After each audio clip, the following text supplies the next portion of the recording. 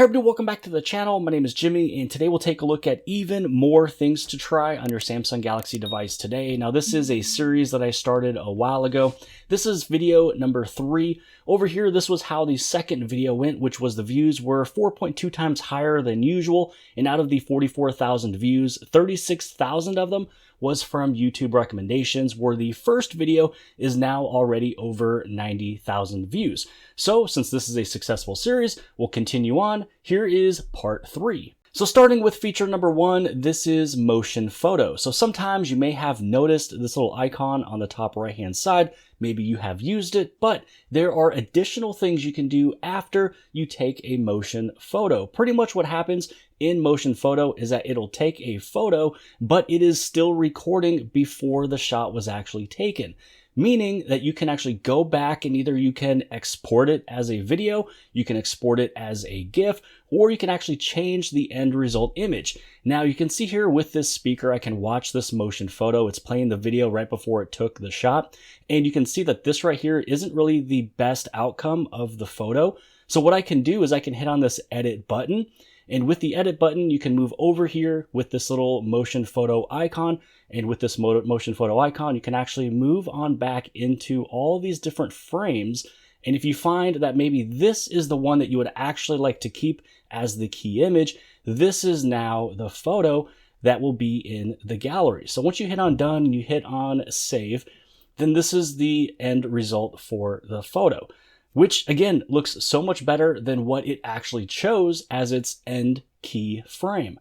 Now continuing with this same motion photo, one of the things that you can do is on the bottom right hand side, you have these 3 little dots, and this is where you can export this file in 2 other different formats. You can do it as a video and as well as a GIF. So if you do this as a video, it'll do pretty much a save as. So you still have the original file here of your motion photo, but now you're also going to have it as a 2-second video. Now the other thing you can also do if you want to go to export, you can actually export this as a GIF. So if you wanted to have it a little bit more lively of a photo, you can do this right here. You can make this longer, you can make it shorter, pretty much wherever you want this to kind of start and end is what you're able to do. So if you want it to kind of look maybe something like this, you can have it as like a 0.9 second of a GIF.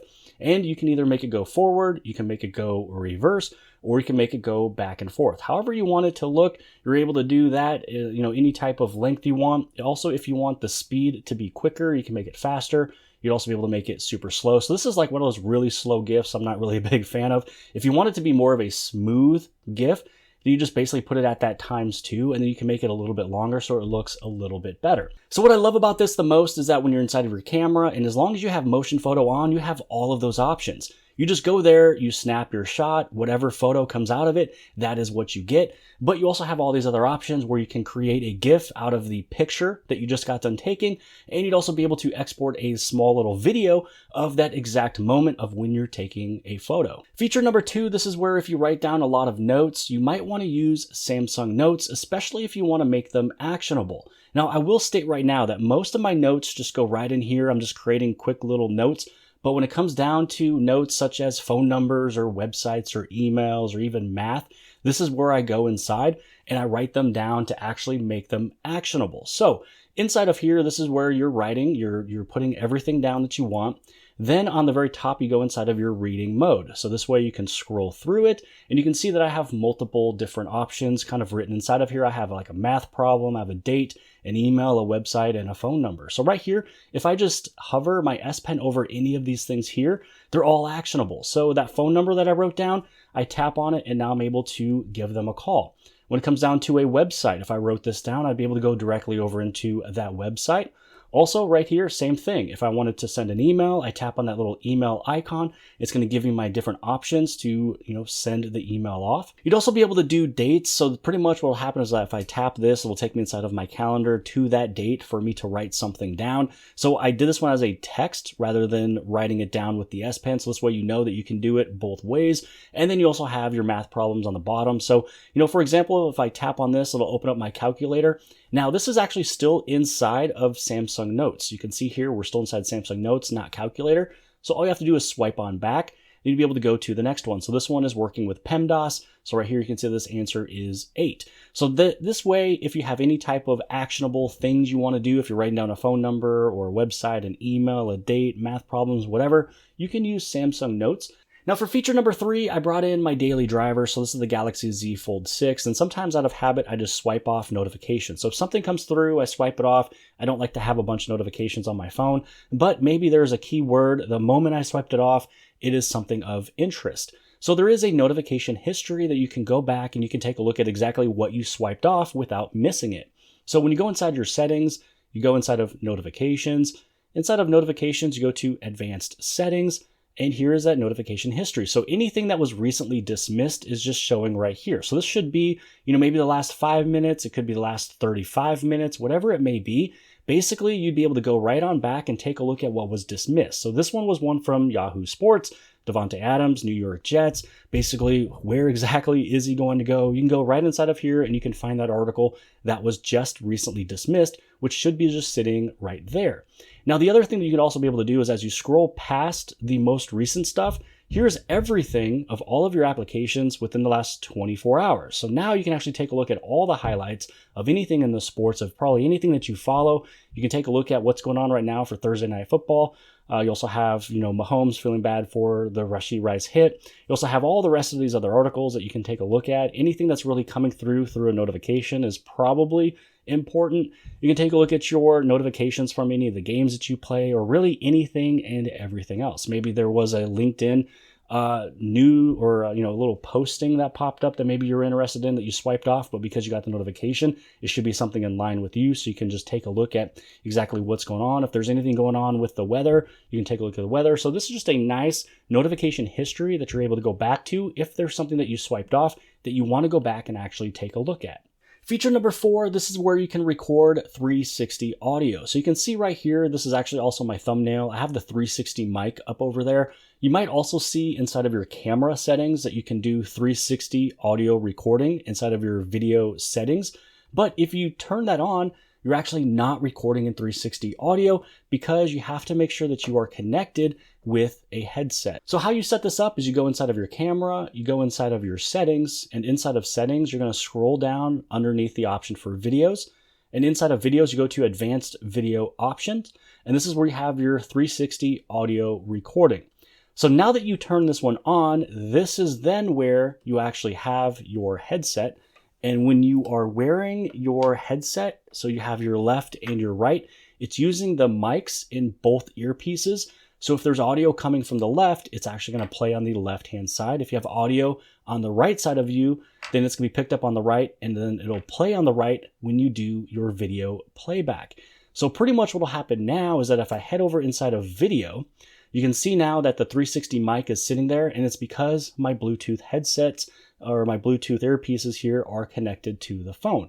So when I hit on record, anything that's going to be towards this earbud will be picked up and louder, and then anything that's going to be on this side will be picked up and louder. So if you have a waterfall this way, then you're going to get a very loud waterfall from the left-hand side. As you turn the phone and as you turn your head, you might be picking up your kids on this side of it. Now this earpiece will be picking up that audio.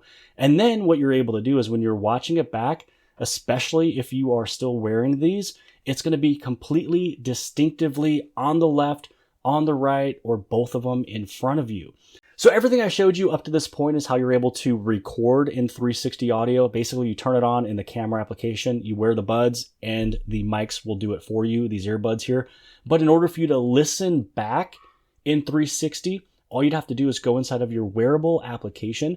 You take a look at your Galaxy Buds or whichever buds you are using. When you go inside of your sound quality and effects, this is where you have 360 audio. Now with 360 audio, this is where you turn it on so you can hear everything. You're being basically immersive. You'd also be able to have head tracking on. And if you have head tracking on, if you turn over to the left-hand side, then you're going to hear everything that was on the left of you. If you look straight, everything will kind of be even. If you move your head to the right-hand side, now you're going to hear everything from this angle. So if you want to use head tracking, it's one of those things that's pretty fun to do. And if you only care about just the 360 audio that was picked up by the buds as you were recording with 360 audio, then this is where you can now listen to it in the 360 audio format. And now for feature number 5, I'm actually going to merge a bunch of features together. So I'm going to bunch them together because they're all in one screen anyways, and that is motions and gestures. Now, to find motions and gestures, you want to go inside the settings, you go to advanced features, and inside of advanced features, this is where you have motions and gestures. Now, here's the thing. All of these I have turned on because I probably can't live without it. I'm just so used to it. It's a habit for me to double tap the screen for it to turn on. It's a habit for me to double tap it to turn it right back off. I love the fact that if I lift up my phone, it's going to wake up, so this way I can see what notifications are there. Also, if I just lift up my phone and I look at the device, it'll unlock through Face Unlock. Also, I'll get an alert if I picked up my phone. So if there is a text message or something that came through, the moment I lift up my phone, it'll give me a small little vibrate, letting me know that there is a notification there. And because I lift it up, it will wake it up and also unlock for me. And then also you have mute gestures and palm swipe to capture. Now, palm swipe to capture is maybe one of those that you might forget that you're able to do. You swipe your palm across it. I believe I probably use volume down and power the majority of the time, but at least it's on. So if I do want to use it because I'm holding on the phone, it might just be easier this way. But mute gestures is super nice. So if my alarm is going off or if an incoming phone call is coming in, I just place my hand over top the sensor on the top. It'll actually mute it. Or if a text message or if a call or alarm comes in, I just turn it over like this and then now it's mute. So if you're at a dinner with somebody or you're in a meeting, if something is coming through, either cover the top of your phone, or if you just want to be smooth about it, turn it upside down and everything is muted. So when it comes down to motions and gestures, all of these work together with each other. And again, I probably can't live without these. If they take them away, I might be a little sad. So hopefully you guys have appreciated this video. These are even more things you should try on your Samsung Galaxy device today. If you guys liked it, let me know in the comment section below, and I will create more to go along with this series. But again, if you guys liked it, give it a big thumbs up. Don't forget to subscribe. Subscribe on the very bottom left-hand side. And if you like this video, then more than likely you'll also like this video. And I'll see you guys later.